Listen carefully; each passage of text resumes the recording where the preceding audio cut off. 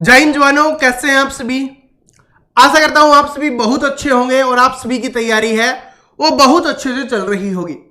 और दोस्तों, आप सभी जानते हो आपके पास बहुत कम समय बचा हुआ है एसएससी जीडी के एग्जाम के लिए। एसएससी जीडी एग्जाम का अंतिम समय आपका आ चुका है। 20 फरवरी से आपके एग्जाम स्टार्ट है और जैसा कि आपको पता होगा कि एसएससी जीडी के लिए एग्जाम स्टेटस भी आपके जारी होना स्टार्ट हो गए हैं। जिनका नहीं आया है आने वाले दिनों में उनका भी आ जाएगा।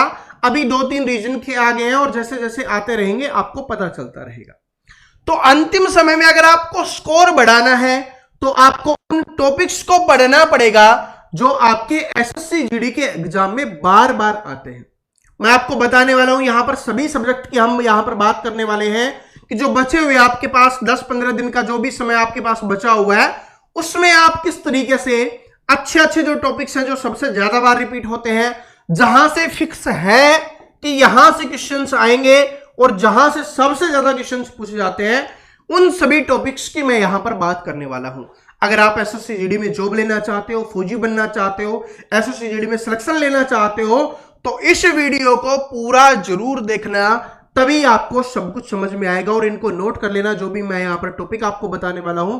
फिर आपको क्या करना है, इन सभी टॉपिक्स को पढ़ लेना है जो भी समय आपके पास बचा हुआ है उसमें। तो चलिए शुरुआत करते हैं। सबसे पहले हम बात करते हैं यहां पर रीजनिंग की, कि रीजनिंग में आपको कौन से टॉपिक्स आपको पढ़ने हैं। देखिए, मैं आपको सिलेबस नहीं बता रहा, अब सिलेबस को कंप्लीट करने का समय आपके पास है भी नहीं।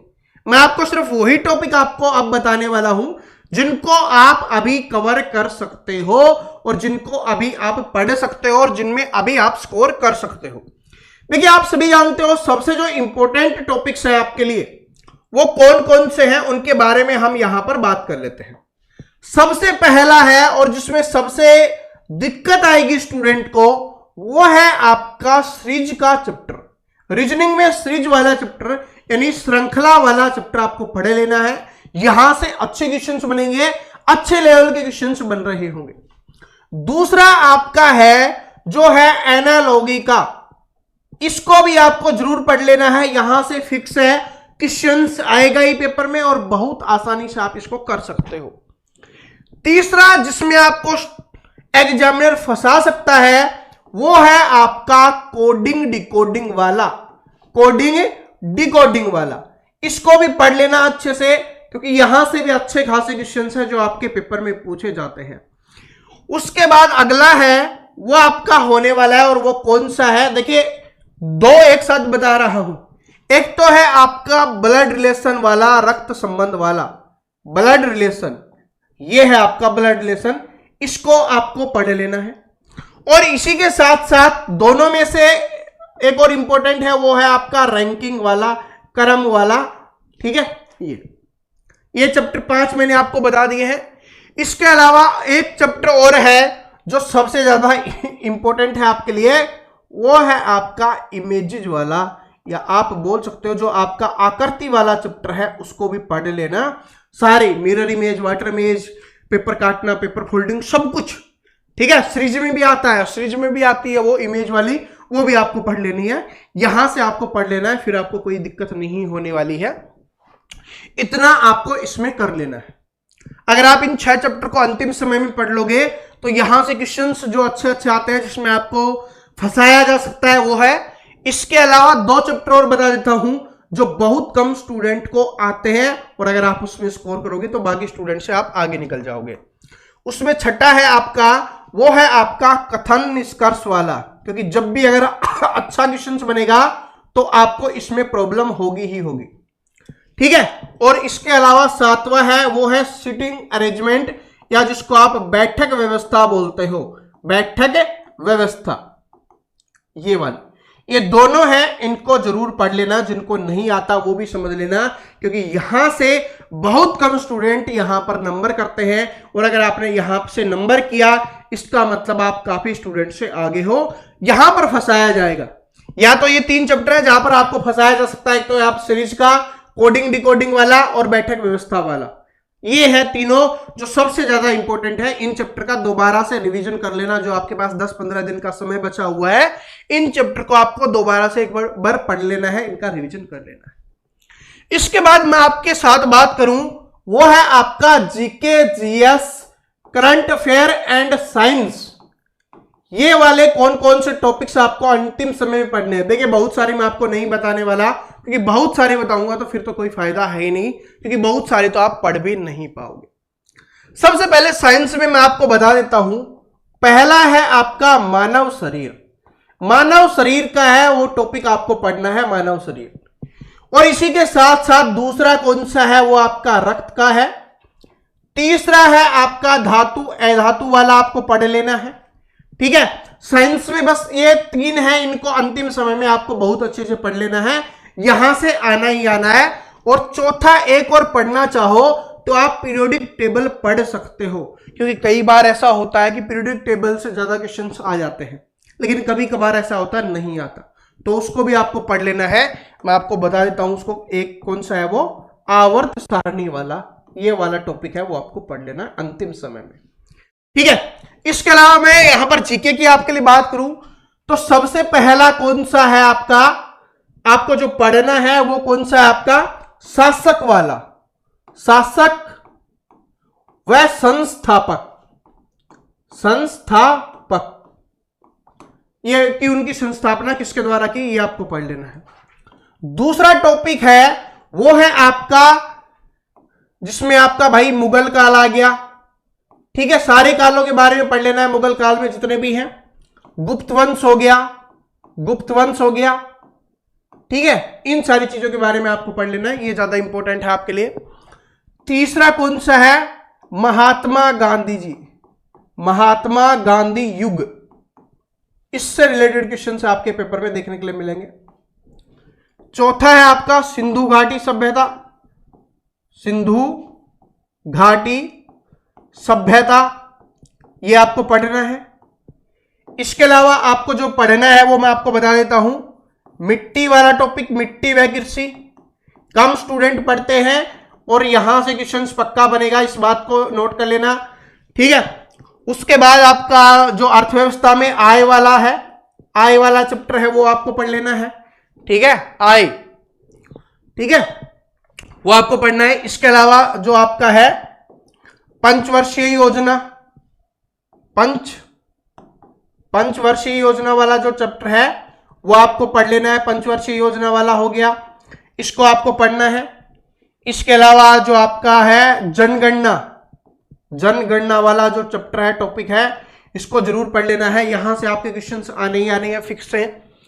ठीक है, और इसके अलावा मैं आपको और बता देता हूं, 2 टॉपिक और बताने वाला हूं बस आपको।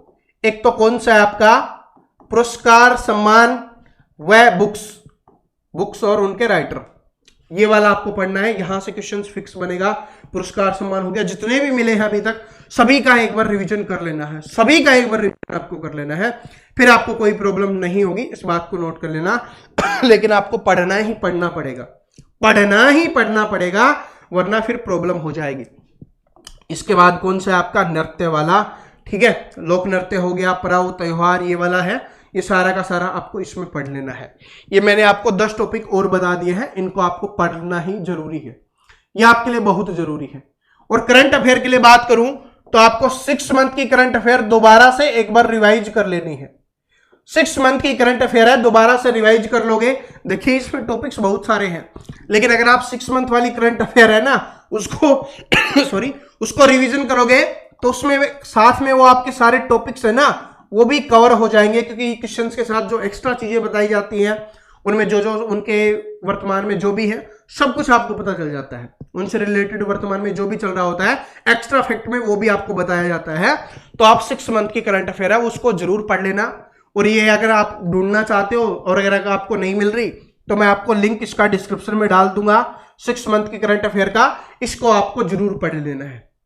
ठीक है, और जीके में जो अंतिम समय है ना, इनको तो आपको पढ़ना ही पढ़ना है, दोबारा से एक बार आपको और रिवीजन कर लेना है, फिर आपको कोई प्रॉब्लम नहीं होगी। और इसमें एक और रह गया आपका भाई, वो है आपका संसद वाला हो गया, राष्ट्रपति, प्रधानमंत्री, मुख्यमंत्री, उनसे रिलेटेड क्वेश्चन से आपको पढ़ लेने हैं। और साथ में आपका जो कौन सा है, अनुच्छेद, ठीक है, अनुच्छेद वाला चैप्टर और संविधान संशोधन, ये आपको पढ़ लेने हैं, यही आपके लिए इंपॉर्टेंट रहने वाले हैं। ठीक है, जीके का हो गया, रीजनिंग के मैंने आपको बता दिए हैं। आप इसका स्क्रीनशॉट लेना चाहो स्क्रीनशॉट ले सकते हो, फिर जूम करके आप देख लेना। ठीक है, मैंने यहां पर आपके लिए लिख दिया है। इसके बाद आपका आता है हिंदी। हिंदी को कमजोर समझोगे तो नंबर नहीं आएगा। सबसे पहले तो आपको कौन से याद करने हैं, पर्यायवाची याद कर लो। पर्यायवाची आपको याद कर लेने हैं, जिनको आपको याद करना है मैं आपको वो बता रहा हूं। बाकी तो आराम आराम वाले हैं, मुहावरे बताने की आवश्यकता नहीं है। ठीक है, आपके विलोम शब्द है आपको बताने की आवश्यकता नहीं है, आपके वाक्यांश है वो बताने की आवश्यकता नहीं है, वो बहुत आसान है। लेकिन पर्यायवाची है वो आपको देख लेना है। दूसरा आपको जो थोड़ा रिवीजन करना है वो किसका करना है, गद्यांश वाला जो है उसका रिवीजन कर लेना है, क्योंकि यहां से भाई 5 क्वेश्चन आते हैं। एक क्वेश्चन 2 नंबर का होता है, तो एक बात याद कर लेना 10 नंबर का यहां से आता है, 10 नंबर का यहां से पूछा जाता है। तो इसका जितना रिवीजन करोगे उतना आपके लिए बेस्ट रहेगा, क्योंकि इससे आपकी समझ बनेगी, और समझ बनेगी जो आपका पढ़ाया हुआ भी नहीं आएगा या पढ़ा हुआ भी नहीं आएगा उसको भी आप आसानी से कर सकते हो। ये आपको ऐसे कर लेना है। बात समझ में आ गया? तो ये हो गया। हिंदी में ये 2 ही आपके लिए ज्यादा इंपॉर्टेंट है, बाकी तो आराम से कर सकते हो, कोई भी ऐसा है नहीं जिसमें आपको प्रॉब्लम हो सकती है। बस एक वो है एकार्थी, अनेकार्थी, समानार्थी, उसको भी जरूर पढ़ लेना। ठीक है, वो जो शब्द है उनको पढ़ लेना, बाकी तो आपके लिए इतना इंपॉर्टेंट है नहीं। अब बच गया मैथ्स का। अब कौन सा बच गया? मैथ्स का। उसके लिए मैं एक डिटेल वीडियो बना चुका हूं, इसमें बताने की आवश्यकता नहीं है, एक दिन पहले ही बना के मैंने आपको बताया है, उसका लिंक आपको डिस्क्रिप्शन में मिल जाएगा। ठीक है, दोनों है, करंट अफेयर 6 महीने की करंट अफेयर, उसका लिंक भी डिस्क्रिप्शन में मिल जाएगा, और मैथ में कौन कौन से टॉपिक्स पढ़ रहे हैं और उन टॉपिक्स को जो समय बचा हुआ है उसमें कैसे कवर कर सकते हो, कैसे अपना बेस्ट उसमें दे सकते हो, वो भी मैंने उस वीडियो में बताया हुआ है, उसको जरूर देख लेना मैथ वाले वीडियो को। ठीक है, और 6 महीने की करंट अफेयर तो आपके लिए इंपॉर्टेंट है ही है। तो अगर आप इन चीजों को कर लेते हो तो भाई आपको एसएससी जीडी में स्कोर करने से कोई नहीं रोक सकता, क्योंकि चारों सब्जेक्ट के मैंने आपको बेस्ट बता दिए हैं, जो सबसे ज्यादा इंपॉर्टेंट आपके लिए रहने वाले हैं, आपके पेपर के लिए रहने वाले हैं। ठीक है जी, तो मिलते हैं नेक्स्ट वीडियो में, तब तक हंसते रहिए, मुस्कुराते रहिए, और जो भी मैंने आपको बताया इन टॉपिक्स को पढ़ लेना। 20 फरवरी से पहले आपका समाप्त हो जाना चाहिए। और जिनका एग्जाम स्टेटस अभी तक आ चुका है तो कमेंट करके जरूर बता देना कि किस किस डेट को आपका एग्जाम होने वाला है, वो भी कमेंट सेक्शन में जरूर बता देना। Thank you, all the best.